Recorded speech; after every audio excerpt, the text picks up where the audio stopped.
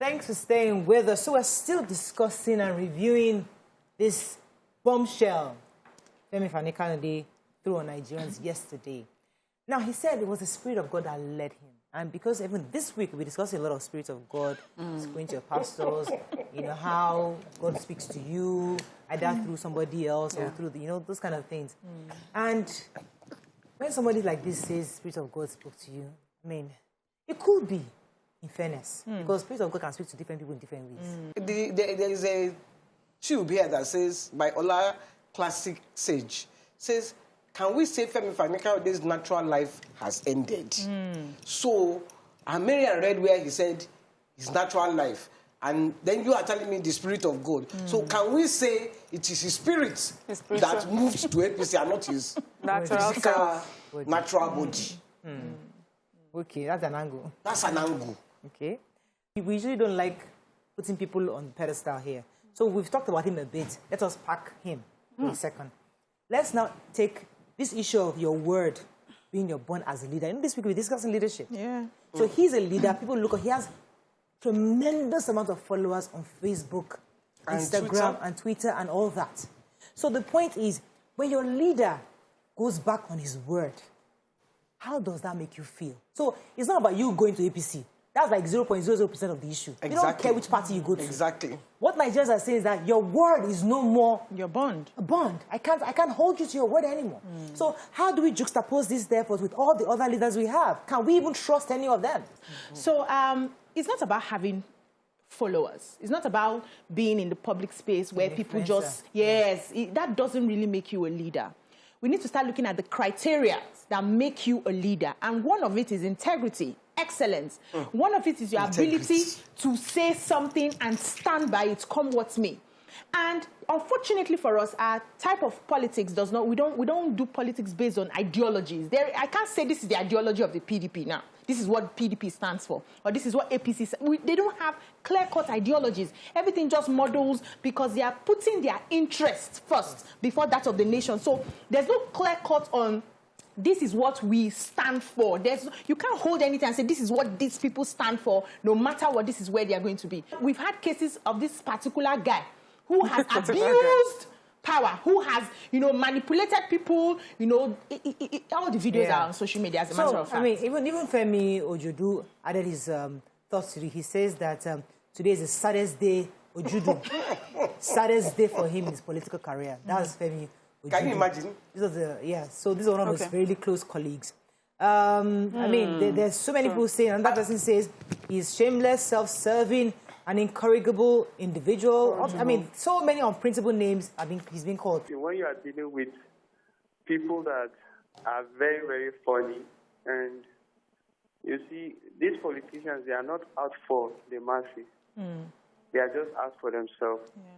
When we keep on looking up to them, we are not going anywhere. Because most of them, when they get there, you will not even see them. So why are you even talking about somebody that is not relevant to us?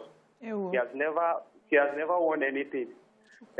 He's not relevant to Nigeria as far as we're concerned. So this one is not a point of discussion. Right. I think we are wasting our time talking about Kayode because he's a nobody in Nigeria. Thank you. Thank you very much, please, for your thoughts. We should stop saying APC and PDP. That there are only two parties in Nigeria, and it is not APC and PDP. Said the parties, APC and PDP, one and party, the others. And the rest of us, two parties. And I thought about it, so I said, it is true. Because when we keep dividing them, because tomorrow they're in APC, the next day they're in PDP, come on. So for me, where is the integrity into your law? So a lot of times we have people who are well-spoken. When they sit down here, it's happened to us, someone will sit down here and speak to us, and we're like, whoa, where have you been? You should be the president right now. And it's important that we now look people and dissect them beyond their flowery words, you know, and the confidence that they seem to exude. We need to look at the content of their character. And one of the ways to look at it is when you say a word, do you mean it? Do you have integrity? And it's important for the young ones. We have so many first-time voters now. These are the sort of things you should look out for. The people that say one thing and then do another thing. For me, he has even, I know you don't want us to refer to him, but he's now a shining example of what not to be. Fantastic. Shining example of what not to be. He's shining. Shining star. Shining star. Don't be like FFK. In fact, that's the tagline. No? Yeah. Don't be like FFK. That's the tagline. That's a T-shirt right there. Now, the basic truth is this. We are missing a point. A situation whereby anybody we find around the political scene will refer to him as a politician. Fani Kayode is not a politician. He's an opportunist. And he should be seen and treated as such. In fact, he is a political nomad. He's a political nomad. And when we are caught in this sort of attention, we make him seem relevant. I don't think he's someone who has a positive place in the history of Nigeria political annals. I wanted to go back to what Mariam said, which I thought was key. This issue of pedigree, legacy. Because this is a man that indeed had pedigree. That's the high term. Pedigree, education, correct. Best schools. Best schools in the world. So this is supposed to be somebody that everybody's like looking up to. But unfortunately, it's beyond the pedigree that backs you up. It's the character you show today. And I think that should be also a lesson to young people. Yes, you may not have the best background, you may have the best pedigree, you may even have the best pedigree.